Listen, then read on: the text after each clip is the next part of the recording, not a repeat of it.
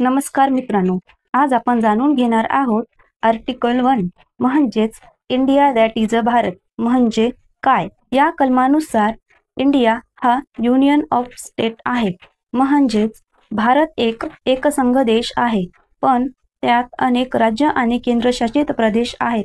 कलम 1 3 भागामध्ये विभागलेलं आहे. पहिलं, भारत म्हणजे युनियन ऑफ स्टेट आहे. दुसरं, सर्व राज्य आणि केंद्रशासित प्रदेशाची नावे फर्स्ट शेड्यूलमध्ये दिलेली आहेत.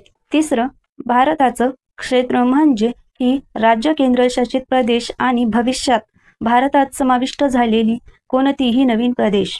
हे लक्षात ठेवा, भारत हा एक फेडरेशन नाही तर युनियन आहे, म्हणजेच कोणत्याही राज्याला वेगळं होण्याचा अधिकार नाही. इंडिया हा एक सॉव्हरीन, डेमोक्रॅटिक आणि रिपब्लिक देश आहे आणि हीच आहे आर्टिकल 1 ची खरी भावना.